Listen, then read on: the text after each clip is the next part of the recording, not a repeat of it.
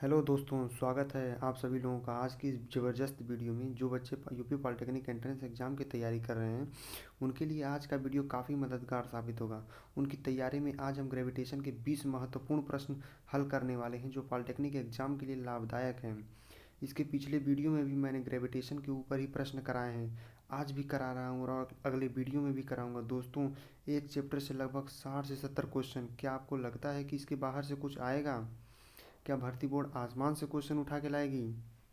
दोस्तों, आप सोचिए, क्या इसके बाहर कोई क्वेश्चन आ सकता है? एक चैप्टर से 60 से 70 क्वेश्चन कराना आसान बात नहीं होती है। एक चैप्टर से 60 से 70 क्वेश्चन हल कर लोगे यदि आप, तो यूपी पॉलिटेक्निक एंट्रेंस उतना बड़ा एग्जाम नहीं है कि आप नहीं निकाल पाओगे। ठीक है दोस्तों, तो चलिए हम अपना ग्रेविटेशन का जो 20 महत्वपूर्ण क्वेश्चन है उसको सॉल्व करते हैं। सबसे पहले हम आपको ग्रेविटेशन का कुछ नियम बता देते हैं। आप ये जो देख रहे हैं यह बराबर जी अमोनियम 2, ये आपको दोस्तों ये पूरे ग्रेविटेशन चैप्टर की जान है। दोस्तों, पूरे ग्रेविटेशन चैप्टर की यह जान है। यह फार्मूला जो है यह बराबर जी अमोनियम 2 अपन आर स्क्वायर, पूरे ग्रेविटेशन चैप्टर की यह जान है, ताकत है, पूरी पूरी ताकत इसी में समाहित है। दोस्तों, अपने क्वेश्चन पे आते हैं।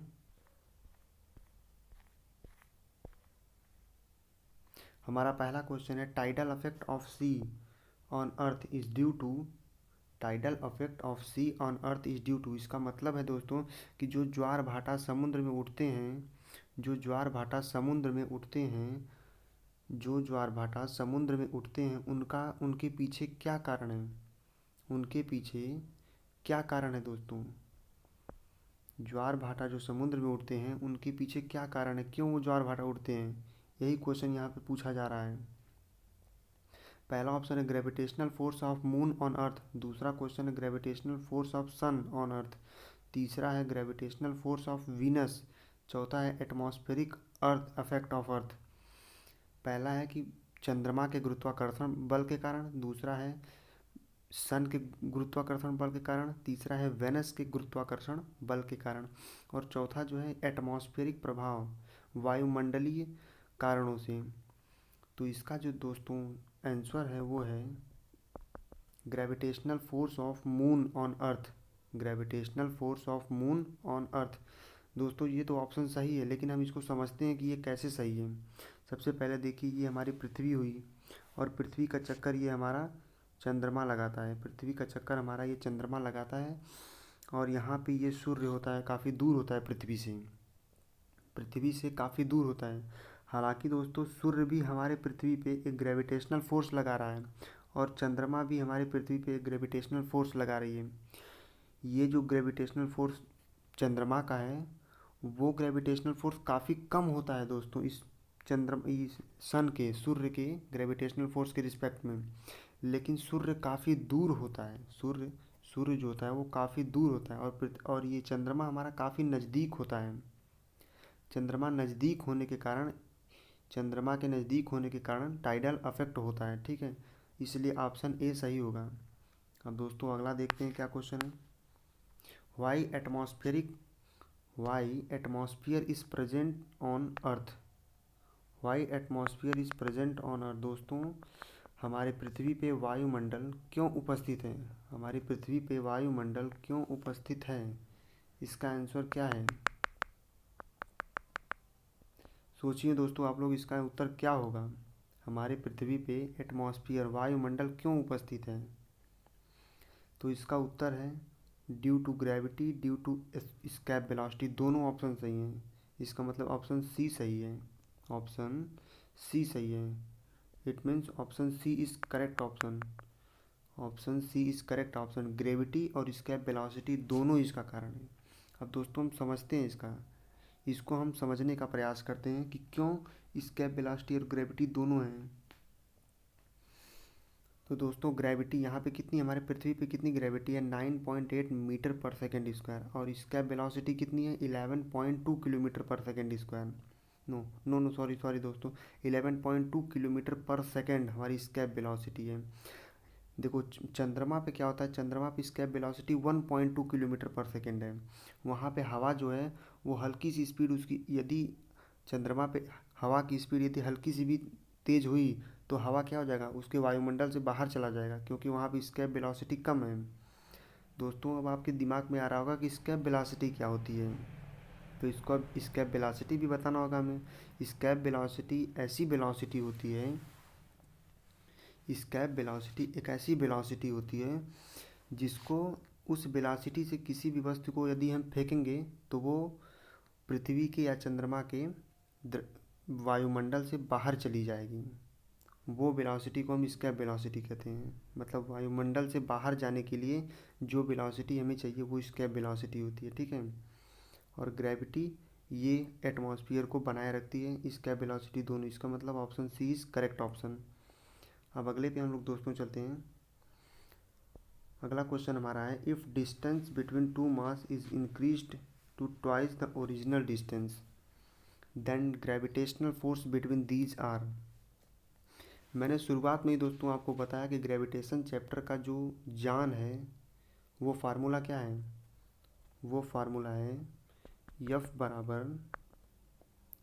बराबर जी यम 1 यम 2 अपॉन आर स्क्वायर। ये जो है ग्रेविटेशन चैप्टर का जान है दोस्तों।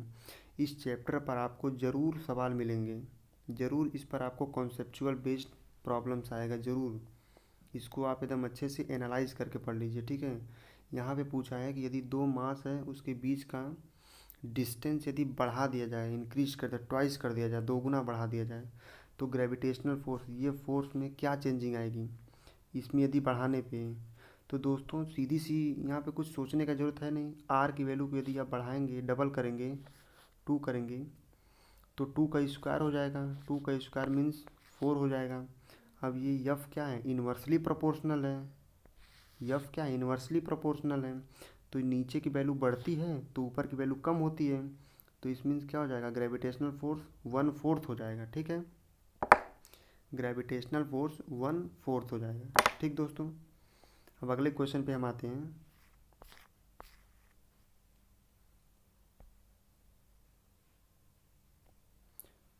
अगला क्वेश्चन हमारा है दोस्तों, who gave the experimental value of gravitational constant. यहाँ पे दोस्तों आप सोचिए कि ग्रेविटेशनल कांस्टेंट जो है, ग्रेविटेशनल कांस्टेंट जो हम पढ़ाई करते हैं, ग्रेविटेशनल कांस्टेंट कैपिटल जी के मान को किसने खोजा था, उसकी वैल्यू को, एक्सपेरिमेंटल वैल्यू को किसने निकाला था, ये आप बताएं हमें।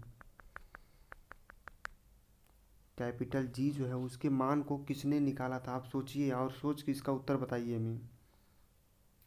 क्या कॉपरनिकस ने, या कैवेंडिश ने, या ब्रूक टेलर ने, या किसी ने नहीं। तो इसका दोस्तों उत्तर है कैवेंडिश। कैवेंडिश एक्सपेरिमेंट से हमें ग्रेविटेशनल कांस्टेंट की एक्सपेरिमेंट वैल्यू मिलती है, ठीक है। इसका ऑप्शन है कैवेंडिश, ठीक दोस्तों। अब अगले क्वेश्चन पे हम आते हैं।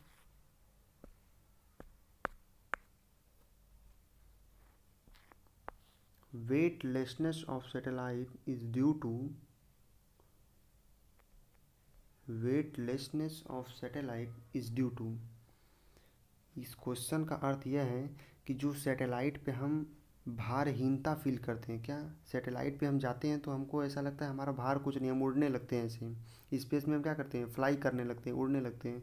तो उसके पीछे क्या कारण है दोस्तों, उसके पीछे क्या कारण है, सोचिए इसके पीछे क्या कारण हो सकता है। तो इसका आंसर है रिएक्शन फोर्स। इसका आंसर है reaction force due to satellite is zero. Okay, reaction force, satellite के द्वारा रिएक्शन फोर्स नहीं लगाया जाता। पृथ्वी तो अपना एक्शन फोर्स लगा रही है, लेकिन सैटेलाइट अपना रिएक्शन फोर्स नहीं लगा रही है, ठीक है। अगला क्वेश्चन हम आते हैं, ग्रेविटेशनल फोर्स इज। अगला क्वेश्चन हमारा है gravitational force is. Gravitational force हमारा क्या है, गुरुत्वाकर्षण बल क्या है। क्या इलेक्ट्रोस्टैटिक फोर्स है, या कंजर्वेटिव फोर्स है, नॉन कंजर्वेटिव है, या मैग्नेटोस्टैटिक है। थिंक करिए आप लोग, थिंक लगाइए अपना, सोचिए। इलेक्ट्रोस्टैटिक फोर्स तो हो नहीं सकता। इलेक्ट्रोस्टैटिक फोर्स क्यों नहीं, तो ये तो चार्ज के बीच में लगता है ना, दो चार्ज हैं, इलेक्ट्रॉन प्रोटॉन चार्ज हैं, तो उनके बीच में इलेक्ट्रोस्टैटिक लगेगा। मैग्नेटोस्टैटिक भी नहीं हो सकता, क्योंकि ये मैग्नेट के बीच में लगता है, पोल्स के बीच में, ये भी नहीं हो सकता, दोनों कैंसिल हो गए, ये दोनों नहीं होंगे। तो ऑप्शन बचा कंजर्वेटिव एंड नॉन कंजर्वेटिव, तो इसका इसमें से कंजर्वेटिव सही है। ठीक है दोस्तों, इसमें से कंजर्वेटिव ऑप्शन सही है, तो कंजर्वेटिव ऑप्शन ठीक होगा। अगले क्वेश्चन पे हम आते हैं। Weight of object on centre of earth, weight of object on centre of earth. Question का मतलब है कि ये एक सेंटर हो, ये एक अर्थ हो गया हमारा, ठीक, ये हमारी पृथ्वी हो गई और ये पृथ्वी का सेंटर हो गया। अब वहाँ पे हमारा भार क्या होगा, वेट क्या होगा। सबसे पहले आप वेट का फार्मूला निकालिए। वेट किसे कहते हैं, W बराबर mg, ये होता है वेट। ठीक है, मास में और वेट में काफ़ी अंतर होता है दोस्तों। मास कहीं पर भी चेंज नहीं होता, लेकिन वेट हमेशा चेंज होता रहता है। देखिए, अब सेंटर पे पूछा है तो सेंटर पे ग्रेविटी, ये जी का मान जीरो होता है, जी का मान जीरो होता है। तो अब मास कितना भी हो, जीरो में मल्टीप्लाइड करेंगे तो वेट जीरो ही आएगा, तो इसका आंसर जो हो जाएगा zero. A option is the right option. ठीक है दोस्तों, अब अपने अगले क्वेश्चन पे आते हैं।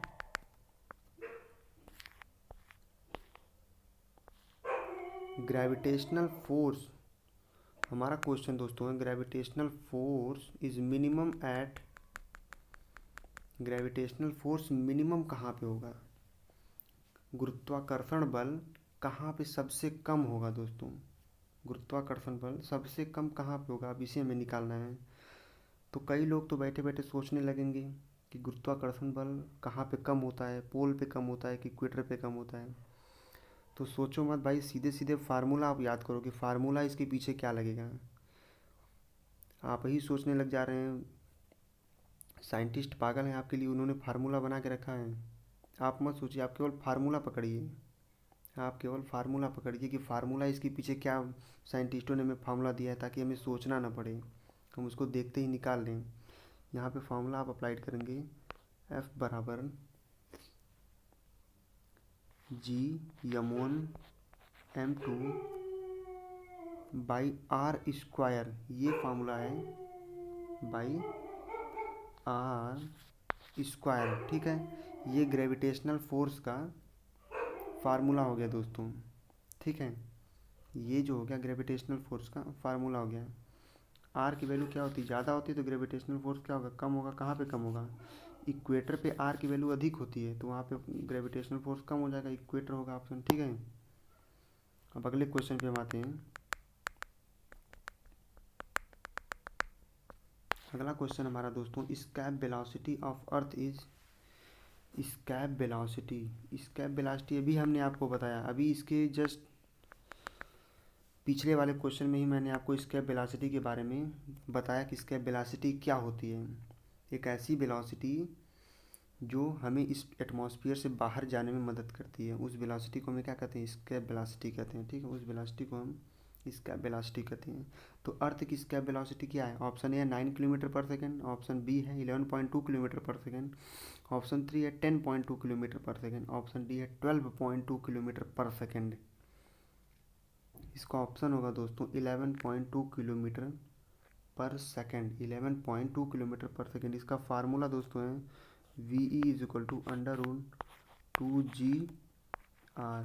इस पे बाकायदा न्यूमेरिकल्स भी आते हैं, सवाल भी आते हैं एग्जाम में। ठीक दोस्तों, इसको आप एकदम अच्छे से इस फार्मूले को याद रखिए, और ये जो स्कैप वेलोसिटी आपने, स्कैप वेलोसिटी का मान जो है, इसको आप एकदम अच्छे से याद कर लीजिए। ठीक है, हम अगले क्वेश्चन पे आते हैं। अब value of universal gravitational constant, value of universal gravitational constant आपसे जी का मान पूछा है दोस्तों, जी का मान पूछा है आपसे। तो जी का मान यहाँ पे क्या होगा, 6.67 इंटू 10⁻⁻11, ये option B is the right option. ठीक, option B is the right answer. अगले क्वेश्चन पे हम आते हैं। अब relation between small g and capital G, small g और कैपिटल जी में क्या रिलेशन है दोस्तों। अब स्मॉल जी और कैपिटल जी में क्या रिलेशन है, अब तो हमने रिलेशन पढ़ाई किया नहीं रिलेशन के बारे में, तो रिलेशन तो हमें पढ़ना होगा। रिलेशन क्या है, जी इज इक्वल टू होता है capital G M by R square, ये रिलेशन होता है। ठीक, small G is equal to capital G M by R square. ठीक है, ये जो होता है रिलेशन होता है, तो option B is the right option. ठीक, option B is the right option. जो ग्रेविटेशन का फार्मूला है, ग्रेविटेशनल फोर्स का फार्मूला है, वहाँ से आप इस रिलेशन को निकाल सकते हैं दोस्तों। अगला क्वेश्चन है which of the following artificial satellite is use to study the weather. अब ये क्वेश्चन सोचने वाला है कि जो हमारे साइंटिस्ट लोग मौसम विभाग वाले जो होते हैं वो कैसे पल भर में 1-2 दिन में पता कर लेते हैं कि बारिश परसों होने वाली है, कल नहीं होने वाली बारिश, कैसे निकालते हैं। मौसम विभाग वाले किस सैटेलाइट का यूज करते हैं, जियो स्टेशनरी सैटेलाइट, पोलर सैटेलाइट, या कोई नहीं, या दोनों, किस सैटेलाइट का वो यूज करते हैं। तो ऑप्शन बी ऑप्शन करेक्ट है, पोलर सैटेलाइट का यूज करते हैं। अब आप पूछेंगे जियो स्टेशनरी सैटेलाइट क्या होती है। तो जियो स्टेशनरी सैटेलाइट से दोस्तों हमें इंटरनेट मिलता है, जियो स्टेशनरी सैटेलाइट से हमें इंटरनेट मिलता है। ठीक, अगला क्वेश्चन हम देखते हैं। If the rotation of earth vanishes, if the rotation of earth vanishes then the value of g on equator. यहाँ पे दोस्तों स्मॉल जी होगा, यहाँ पे स्मॉल जी होगा। तो स्मॉल जी की जो वैल्यू है इक्वेटर पे वो क्या होगी, ये सोचने वाली बात है दोस्तों। आप लोग सोचिए इस पे, आपको 1 मिनट का समय मिलता है, आप इसको करिए, देखिए यहाँ पे क्या होगा। ऑप्शन जी की वैल्यू इक्वेटर पे क्या हो सकती है, घटेगी या बढ़ेगी। रोटेशन हमने क्या कर दिया, रोटेशन को हमने रोक दिया है। पृथ्वी तो हमारी लगातार क्या करती है, रोटेट करती रहती है। यदि हम रोटेशन को रोक दें तो जी जो एक्सीलरेशन ड्यू टू ग्रेविटी है इक्वेटर पे वो क्या होगा, बढ़ेगा या घटेगा, या कोई बदलाव नहीं आएगा। दोस्तों इसका आंसर है इंक्रीज्ड, बढ़ जाएगी। ठीक है, अगले क्वेश्चन पे हम आते हैं। If orbital velocity, if orbital velocity of earth is increased, if orbital velocity of earth is increase, यदि हम अपने पृथ्वी की जो चक्रण गति है, जो रिवोल्यूशन वेलोसिटी है, उसको क्या करें, हम बढ़ा दें, तो इक्वेटर पे किसी भी वस्तु का भार कितना मिल जाएगा। भार क्या, भार का फॉर्मूला क्या होता है, W बराबर mg, ये होता है वेट का फार्मूला है। तो वेट जो होगा ऑब्जेक्ट का इक्वेटर पे वो कितना होगा दोस्तों, सोचिए आप लोग।